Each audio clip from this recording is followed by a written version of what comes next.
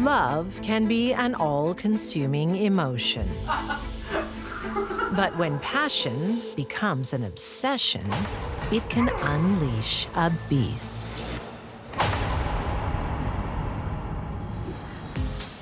In the nightclubs of Manchester, England, Mindy Sangera attracts a lot of attention. She was absolutely stunningly gorgeous looking. She was very, very bubbly personality and popular with a lot of friends. She's a stunner. In 2005, the 21-year-old catches the eye of Sayer Ali. You know her? Yeah. Well, you got to introduce me to her. Sayer Ali was a very popular guy. He was a very good-looking man. He was a man about town. At just 23, Sayer is a successful businessman, and Mindy is about to graduate as a dentist. Was a straight-A student in line for a first degree. I'm in the mobile phone business. What about you? And she had a top job lined up at a dental practice. How are my pearly whites? They look good to me. Mindy had everything going for her. Everything. Want to go somewhere a bit more private? Yeah. And now Mindy thinks she has met her perfect man. They start dating, but there are some things beyond her control. Their relationship is a forbidden love. Sayer was Muslim and Mindy was from a Sikh family. So the two religions were never going to go together, and Mindy would never be accepted by Sayer's family. Please, Mindy, we've got to go. Why do we have to sneak around? Because of our families. But we're in love. But Mindy thinks love can conquer all. Mindy wanted more. She saw Sayer as a future husband. Let's not fight. Not with me going on a pilgrimage. He told Mindy he was going to Saudi Arabia for the traditional Muslim pilgrimage of Hajj. Mindy won't let religion become an obstacle. She starts studying Islam. She had a copy of the Quran, and she had been seen wearing a headscarf. It was believed that she wanted to convert so that she could win Sayer over and his family over. Mindy lights a candle for every day that he's away. Mindy thought if she became Muslim, that would be enough. At the age of 21, Mindy has her whole life mapped out. In Pennsylvania, 20-year-old Patricia Roar's young life's been a rough ride. She's already had a marriage breakup. She has more luck on the rodeo circuit than with men. Patty was a cowgirl at heart. I mean, she lived and breathed horses. She enjoyed taking care of them and then riding them in competitions. Yeah. You gotta time me as soon as I take off. Okay, gotcha, hun. Okay, ready? Go. In the mid-1980s, her latest boyfriend, 30-year-old Andy Kachernak, is a big supporter. They met at the restaurant where she worked as a waitress, and they started dating. And eventually, they moved in together and lived together. Andy soon discovers Patricia is no shrinking violet. So how'd I do? 20 and 50. What? She had, I would say, a commanding presence. That is not even close. Again. Again.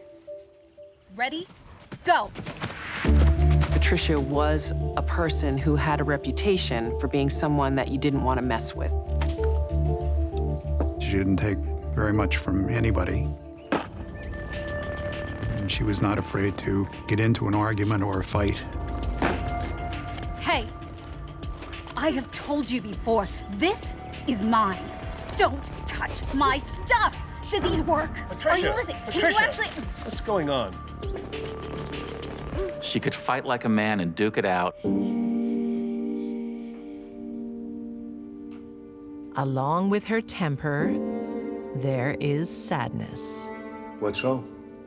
Patricia was married at about age 18, and she did have a baby boy who died apparently of natural causes at 3.5 months old. Patricia is desperate to be a mother again. When Patricia Roar was living with him, she couldn't get pregnant.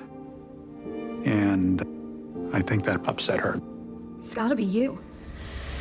That's not fair. I've already had a baby. Come to bed. There's no point. Not with you, anyway. After 5 years of failing to get pregnant, she gives up on Andy. It doesn't take Patricia long to rope in a new man. At first, she's a bundle of fun, but her dark side is never far away. He told us that they had gotten into this argument. Come on. Then why aren't you dating a blonde? Whoa, relax. It was a joke. A joke? I don't think so. Men always mean what they say, all right? I know exactly what you mean. Don't you touch me, all right? How dare you? Became so heated that she actually pulled the gun out and pointed it at him and threatened to kill him. Don't think I won't kill you. No man shoves me, no man! It's the end of another relationship for Patricia. Meanwhile, in Catasauqua, Pennsylvania, her ex, Andy, does find lasting love. It's so good. In 1992, he weds 26-year-old Joanne. My feet get so sore. A dream catch. Joanne was a lot of fun. She was bubbly. She was the kind of girl everybody wanted to be with. Everyone said she was kind, happy, and just lit up a room when she walked into it. You can thank this little guy for that. When Andy discovers he's going to be a dad, his joy is complete.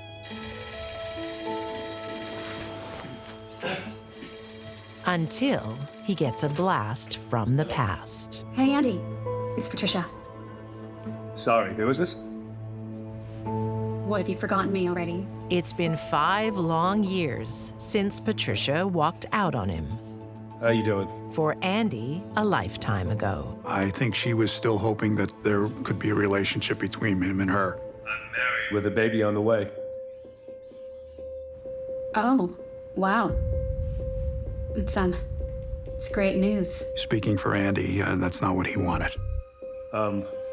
Nice to talk to you, but I've got to go. She did not want to let go. In Manchester, England, Mindy Sangara will do anything to become her lover's wife, even abandoning her religion to become a Muslim. She believed when he came back off the pilgrimage, the two would be reunited and be together as a couple. But her lover, Sayer Ali, isn't in Mecca. He didn't actually go on the pilgrimage at all, and he never intended doing. He is in Pakistan attending a wedding. His wedding. In the name of God, most gracious, most merciful. Sayer had been promised to his first cousin, Sana, when Sayer was 17 and Sana was younger, maybe around 7 or 9. I declare you both husband and wife. He was afraid to tell that to Mindy. And is it any wonder? Mindy is in for a shock. On Sayer's return, he's not turning up for their late-night trysts. Looks great. Because he's at home with his new wife, Sana. Sana was happiest cooking and cleaning. This is great. He was a stay-at-home wife, and that was the life that she wanted.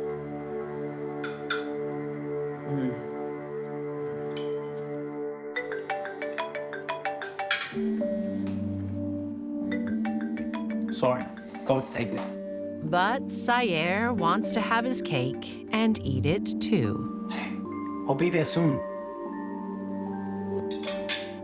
Sorry, I've got to go. Tonight? It's late. I'm sorry, it's business.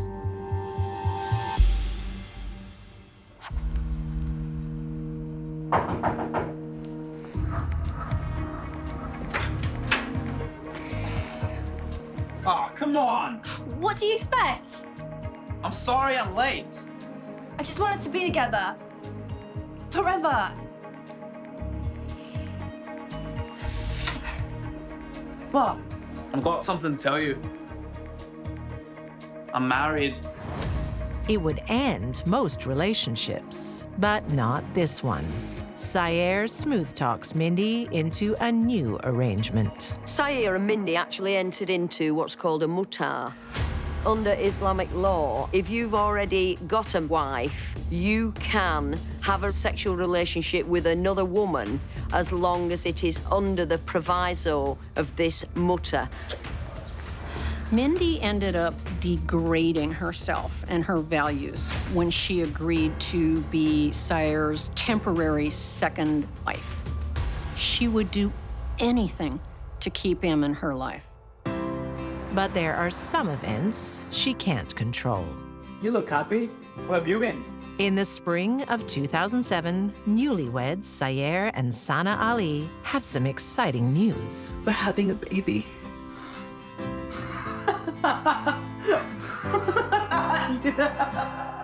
Sana's pregnant with their child, a boy.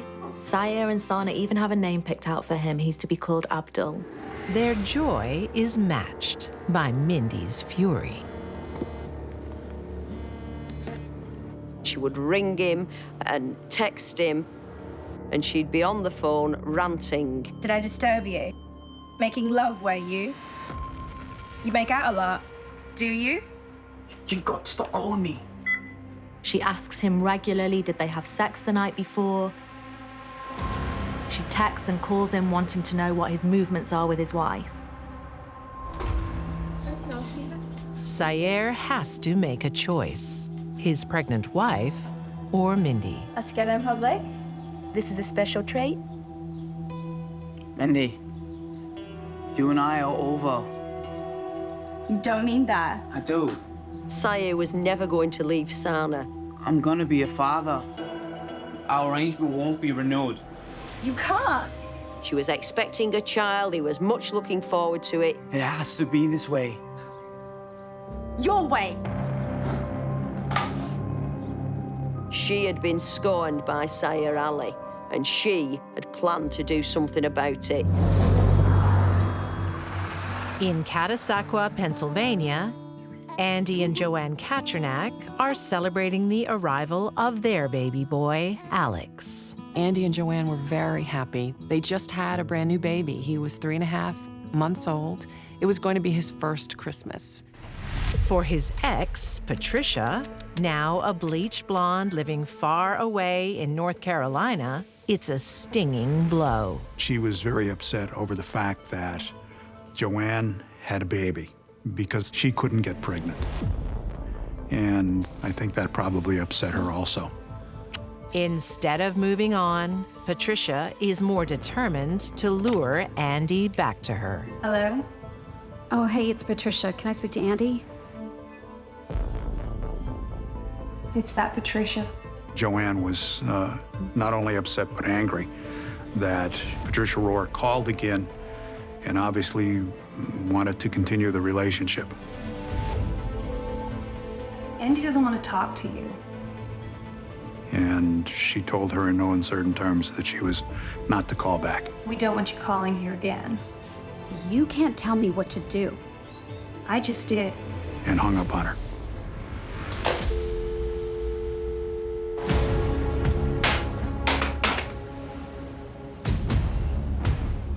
She was so angry about being hung up on that she then decided to take action, and that action was getting herself a handgun and making her way to Pennsylvania.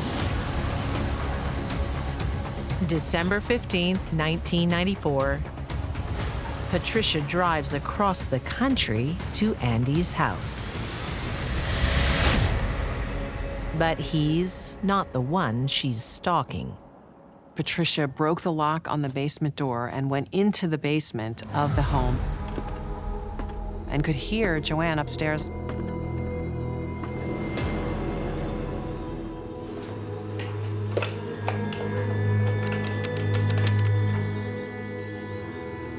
Hey, Mom, it's me. She overhears Joanne talking to her mother-in-law, making plans to go out shopping. I'll pick you up in about half an hour or so. Okay, bye. She cut the phone line and then decided to wait for Joanne and the baby out in the alley beside the house. We're going to call Grandma. Put baby in the car and get in the driver's seat. Don't look. Go. Enough. Come on. Her plan is to hurt Andy through those he loves the most. Driver's seat now.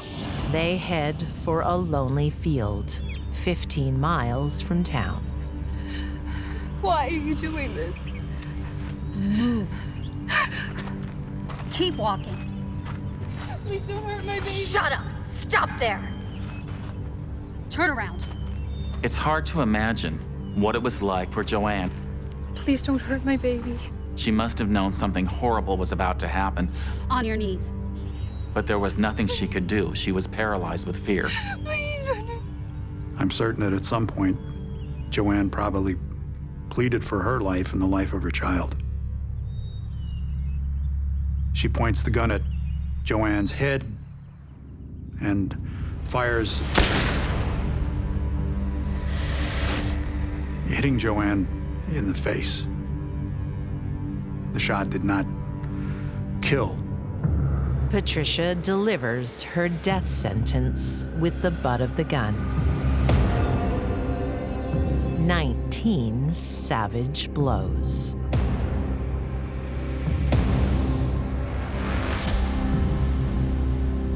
She doesn't spare baby Alex. Investigators believe that the baby either was suffocated or died of exposure. And to think of a baby, a poor baby, dying that way, it's just completely awful. There's just no words, really, to imagine that someone would walk away from a baby like that. Some 3,000 miles away in England, on Friday, May 11th, 2007, Where are you? Mindy Segura is plotting her own revenge. She calls her lover, Sayer. He told her he was on the way to Friday prayers at the mosque. His new bride, Sana, is home alone.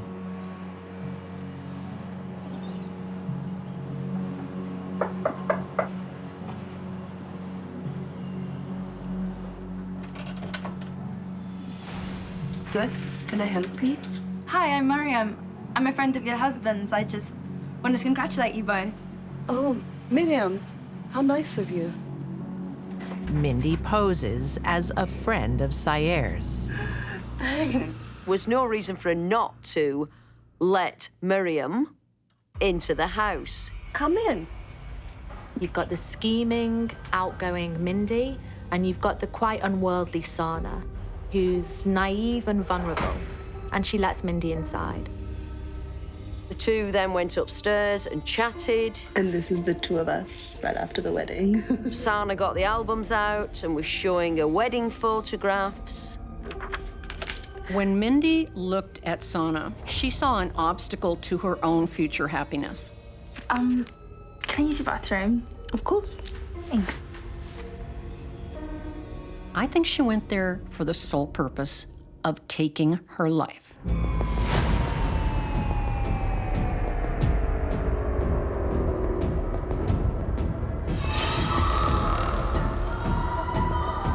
Sana had over 43 injuries, which amounted to injuries to the stomach, potential defense wounds to the hands, and slash wounds to the arms and wrists. And there's one more victim. After Mindy had already stabbed her many times, she lifted her shirt and plunged the knife into her lower abdomen. I think she was specifically killing the unborn child.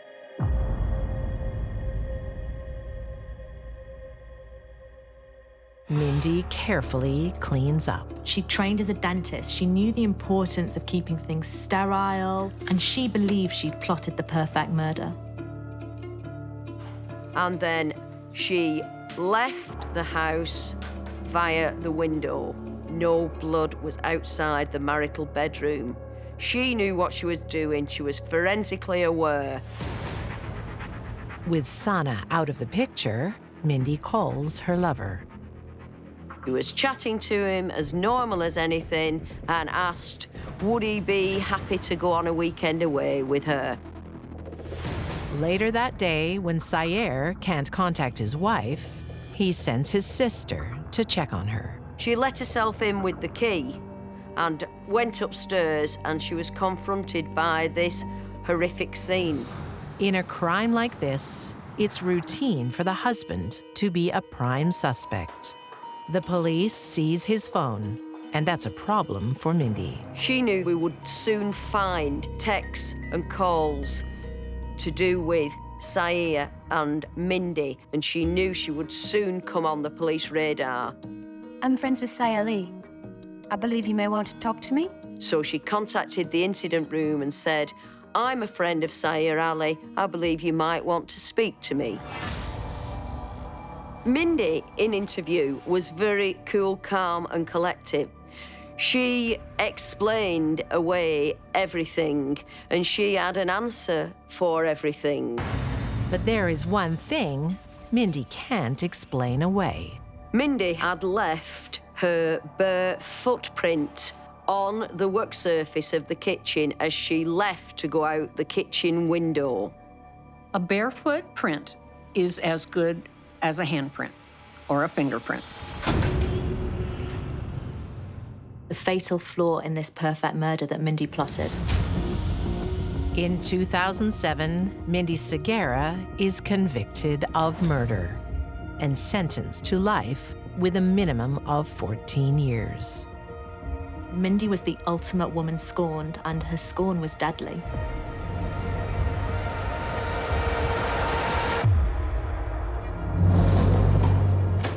Honey? Justice isn't always so swift. The disappearance of Joanne Catak Joanne! and her newborn baby remains a mystery for 4 long months. Until a farmer stumbles upon their bodies. Joanne was found laying on her back. The crime scene gives up a crucial clue.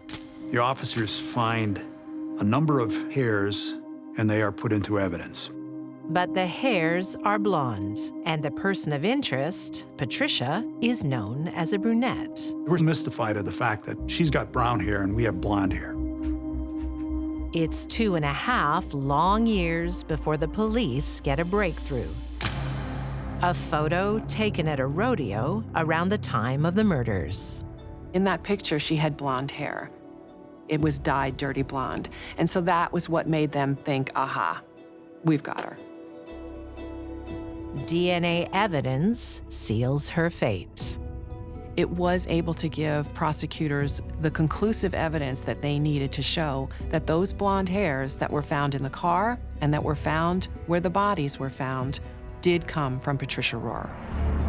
With so much time passed since the murders, Patricia thinks she's home free. She finally has a child of her own, but not for much longer. Ma'am, are you Patricia Roar? How can I help you, officers? We're here to arrest you for the murder of Joanne and Alex Gertrude.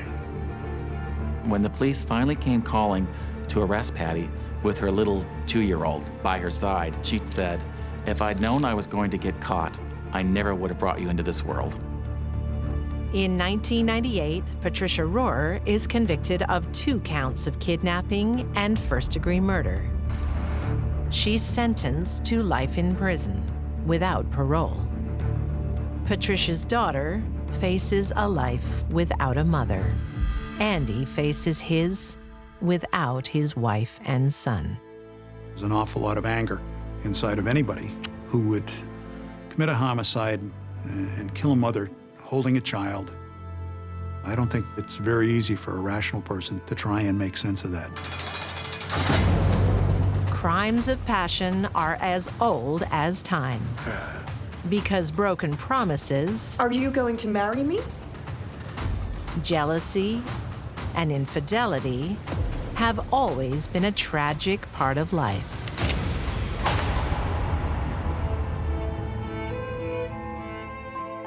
In 1861, Las Vegas, New Mexico,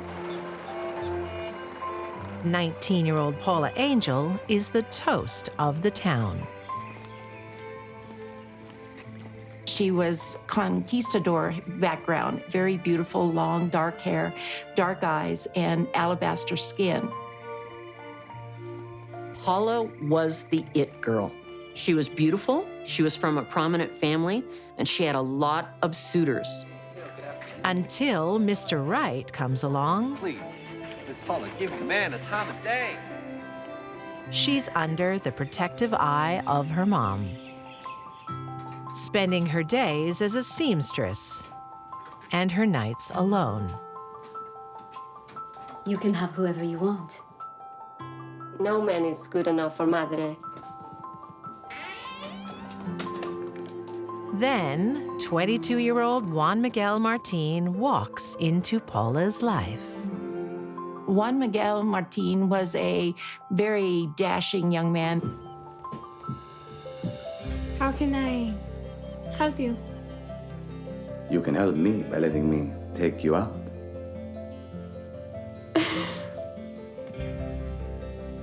Perhaps. When they met, it was magic. If Madre approves. I'm sure she will. He is also the kind of guy her Hispanic family wants. Juan Miguel was also from a wealthy and politically prominent family in nearby Santa Fe, New Mexico.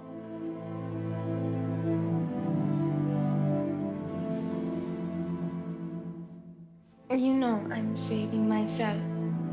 Oh, you are? In these times, marriage is a woman's best prospect. And Paula can't wait for Juan Miguel to pop the question. But he's got other priorities. But we aren't married. But we will be. Paula was under the assumption that he was going to marry her. She loved him more than anything. Paula's virtue is her most valuable asset, but she hands it over.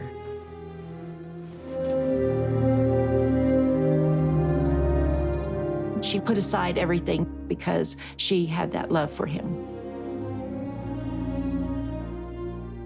Can I tell Madre we are to be married? Soon. Very soon. Paula's gambling with her reputation. I've got business now. And now, Juan Miguel holds all the cards. In the Old West, without your good name, you had nothing. Paula had no experience with a one-on-one intimate relationship with a man. She thought all men were like her dad, honorable. She was wrong. In Salt Lake City, Utah, in 1911, the man about town is Ross Bonney. Ross Bonney was a well-known guy in Salt Lake. Welcome to the Raleigh. Why, hello. A really charming guy and had a successful career. The 31-year-old lawyer and hotel entrepreneur charms his clients. Our housekeeper will show you to your room. And 33-year-old Amy Hill. Here, let me. Oh, no, you shouldn't. Don't worry, it's part of the job. Thank you. All of his neighbors thought of her as like a live-in servant. Behind closed doors, Don't stop there. Amy is much more than a housekeeper. Keep going. Don't treat me like a servant. I was only teasing, honey pie. She pretended to be the maid. I mean, that's what she was reduced to. She had a very unsophisticated view of love, I think. The pair share a deep secret. Ring around the rosy. Just 1 year prior, Amy is a doting mother of 4 children, who she promptly abandons along with her husband. Pretty scandalous, I think, for a woman to leave, especially a mother of 4, to leave behind 4 kids. Divorce was fairly uncommon during the time periods. That automatically kind of hits her reputation. Amy risks everything to be with Ross. She just fell under his spell. It was like she was hypnotized. Amy soon pays the ultimate price for choosing a man over her children. What is it, my dear? One of her daughters dies, and her daughter was only 13. Not only is she feeling guilty for leaving her family, but now she has the death of her daughter also on her conscience. It is with great sorrow that I write to inform you that our beloved daughter has passed away after a short illness. That haunted her, and it had to have been a heavy burden to carry. It's not your fault. I gave up my children for you. It's time for Ross to repay his lover. For Amy, only marriage will do. And we will be married. Do you mean it? Ross promises to make it right once he establishes his law practice. I'm afraid I'll end up homeless.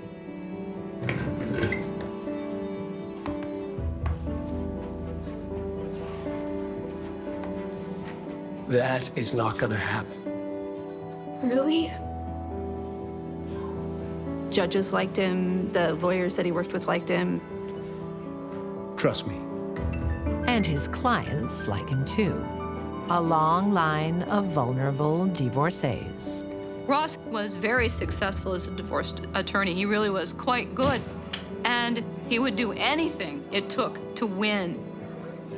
I'll see you next Tuesday. Okay. Hey, my 2 favorite gals. Darling? Ross may be distracted, but his family isn't. Winnie and I had a great day. I can see that. Just wait until you see Amy's new outfit. My dearest sister, you are a bad influence.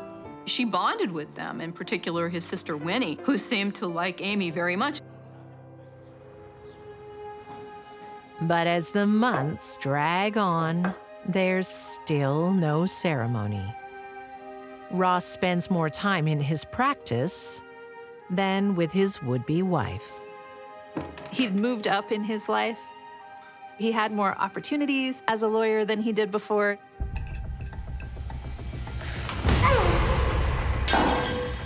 The relationship gets a bit more volatile, too. Amy? What happened? Why are you so late? I was working late. Are you gonna clean this up? Are you going to marry me? Don't start. I think people in a relationship, oftentimes you're the last to know for sure that it's gone sideways. 50 years earlier, in Las Vegas, New Mexico, 19-year-old Paula Angel faces a similar dilemma. She's given up her virginity on the promise of marriage. But her lover, Juan Miguel Martin, is a player. Despite his pedigree, Juan Miguel loved to walk on the wild side. He liked the ladies of the night. Juan Miguel's carousing is hot gossip in town. What have you heard? Word soon gets back to Paula. They were both well known in their communities, and everybody was whispering behind their back. It was time for the big confrontation.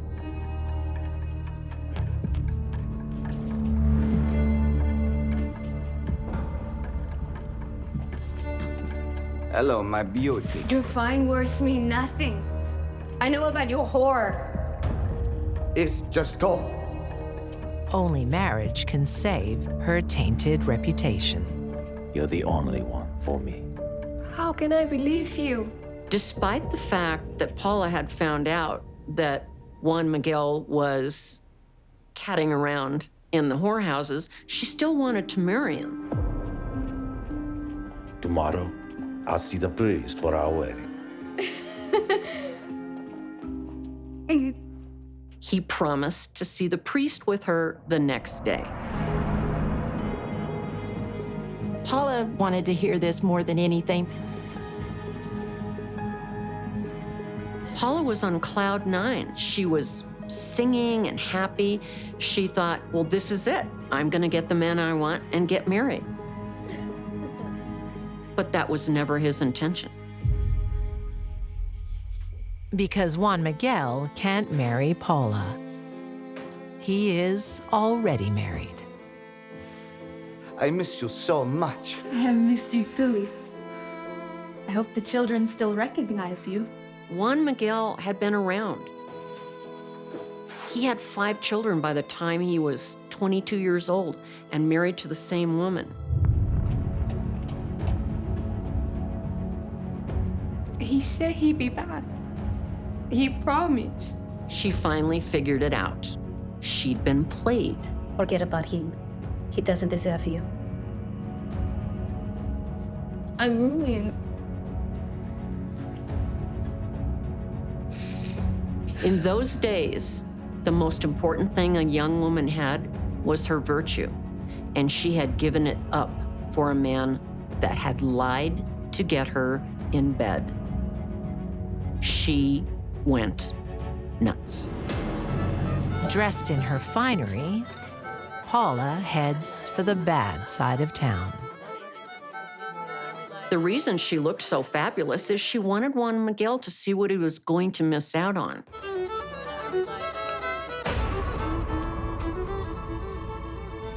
Let us speak the truth.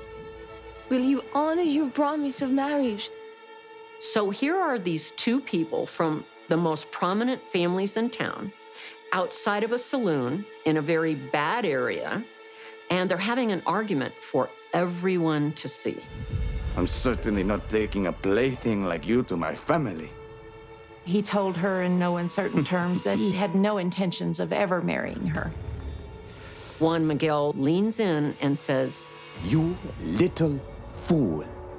Big mistake.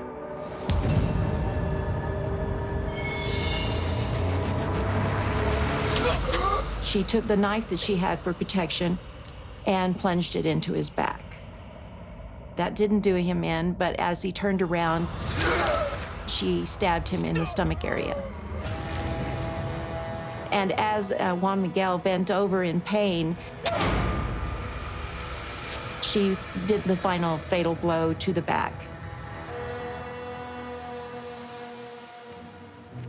Paula makes no attempt to escape. She was defending her honor, and that's the way people saw it. In the Old West, a scorned woman sometimes received leniency, but not when the victim's powerful family are hell-bent on revenge. Juan Miguel's family went to extreme lengths to see to it that Paula was convicted of murder. They hired a sleazy, dishonest lawyer, and they bought the judge. In 1861, Paula Angel is found guilty of first-degree murder and sentenced to hang. But her misfortune won't end there. In Salt Lake City, after giving up everything to be with her lover, Amy Hill is losing hope. Ross Bonney will make her an honest woman. She starts tracking his every move. It was pretty close to the breaking point for Amy Hill. What she discovers breaks her heart. He comes out with another woman. She's standing there watching this play out. An incredibly heartbreaking moment for her, but also I think a lot of anger and jealousy, of course, would be mixed in with the sadness.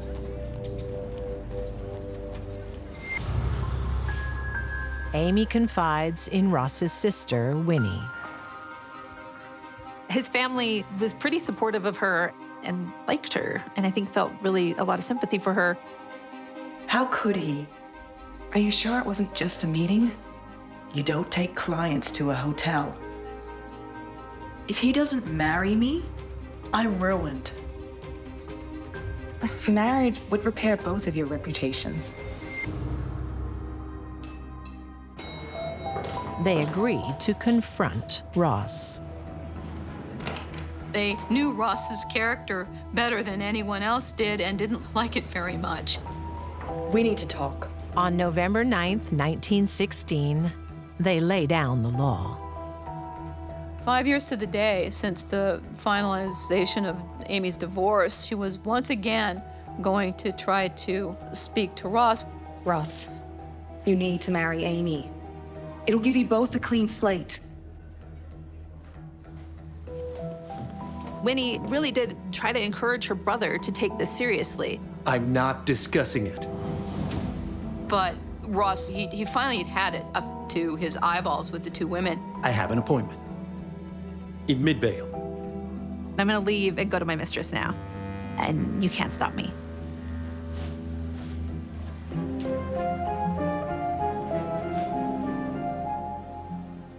But this time, Amy has a hidden surprise. And that is when Amy Hill pulls out the gun.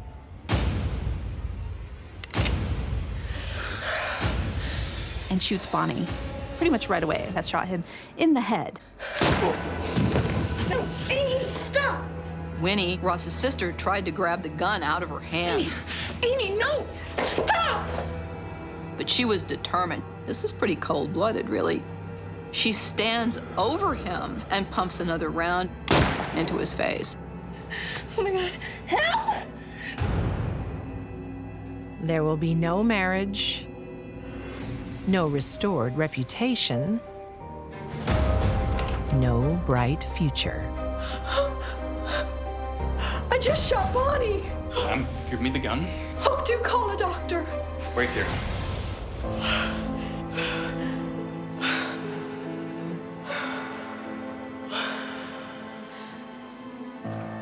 Amy doesn't run. Come with me, man. She surrenders and is arrested immediately.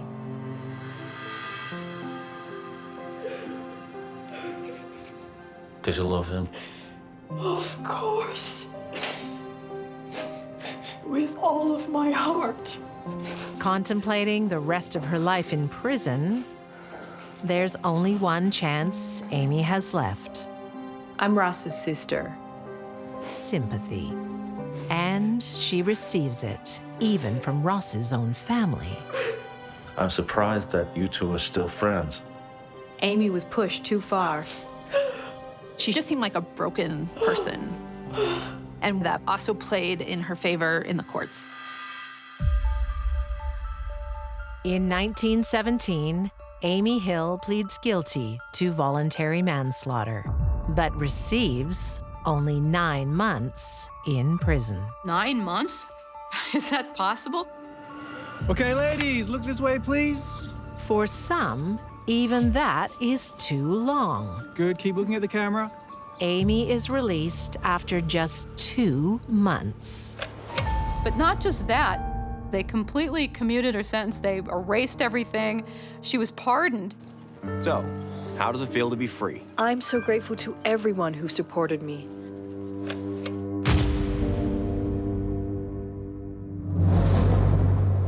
There is no sympathy or leniency for Paula Angel. In jail, awaiting execution, Sheriff Herrera decides to make her final days hell. Paula Angel!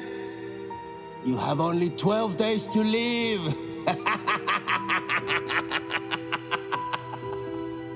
The sheriff had a party with her emotions, teasing her, telling her every day, well, you've got 19 days left to live. You only have a few days to live. He was horrible, and he enjoyed it. She was becoming so nervous and so frail that they were afraid that she wouldn't survive to be executed. Paula survives long enough to become the town's entertainment. The hangings back then were a big affair. There were 2,000 people waiting for this big event. They brought picnic lunches and everything else. When they brought her out, she was so gaunt and so frail.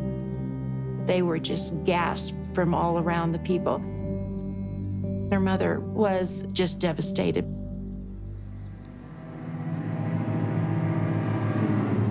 Breaking protocol, the vindictive sheriff doesn't tie Paula's hands.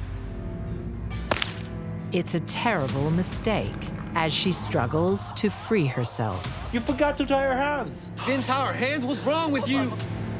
While she was kicking with her hands around her neck, trying to loosen up the noose, the sheriff came over and started pulling on her legs to make sure that she was going to have the full effect of the hanging. And when this didn't work, people in the crowd became enraged. Go get the carriage, get the carriage. Go, go, go, go, go, go. It's Paula's chance to go free. There is an unwritten law in the Old West that if someone is hanged and they survive the hanging, that's it. They can walk away. It's considered an act of God that the person was not supposed to be executed. But Paula is too weak to protest.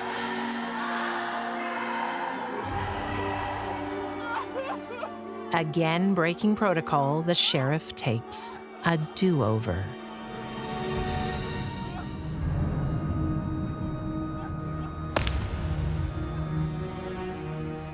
Paula Angel dies on a sunny April day in 1861. In the vast majority of cases where someone loses their temper, it's known as a crime of passion. Other women in the similar circumstances walked out of court, but Paula got hammered.